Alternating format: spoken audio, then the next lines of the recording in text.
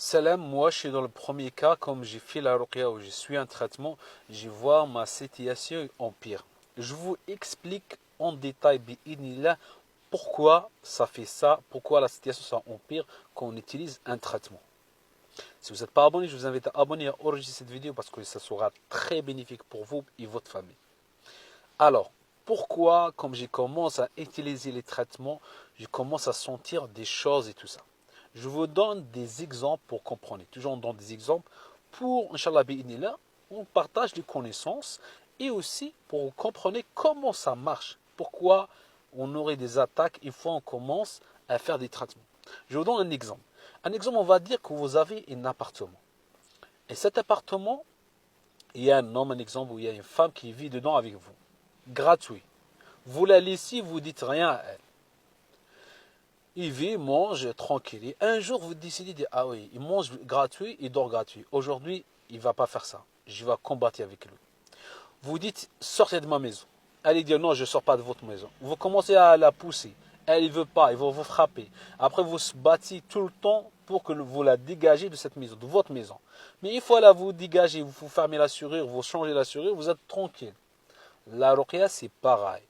La ruqya, un exemple, il y a un mal occulte, il y a un djinn, il y a un truc. Quand vous commencez à faire des traitements, à faire un suivi, c'est pas un suivi à 40 euros qu'on voit sur internet, les gens ils vont n'importe quoi et tout ça. Un vrai suivi, un vrai traitement, un vrai diagnostic, un vrai truc. Et commencez à suivre et après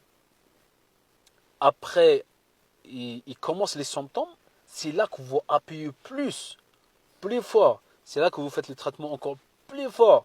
C'est là que vous faites plus de prières, plus de trucs. Parce que vous avez rentré dans le cœur du combat. Et vous n'avez pas lâché comme ça. Vous allez faire, bi'idhnillah. Et après, comme ça part, bi'idhnillah, vous allez ressentir la santé, bi'idhnillah. Et vos projets, ça se débloque. Et vous allez marier. Et vous allez économiquement, dans l'économie, j'ai mal prononcé, dans l'économie, dans le business, dans le e-commerce, si vous avez un tijara, si vous avez un projet, tout ça va se débloquer avec la permission d'Allah subhanahu wa ta'ala et vous aurez vers l'avant. Alors, casser cette barrière-là, il ne faut pas d'être peur, il faut foncer, faire, même ça vous arrive, vous ne vous sentez pas bien et que vous êtes faire l'huile coranésie, croyez-moi que c'est bien pour vous, c'est pas un mal. Il faut combattre, il ne faut pas baisser les bras. Pas laisser, il va vous posséder, après vous tombez malade, vous attrapez un cancer, vous attrapez une maladie comme ça pour... Dis-toi après. Non.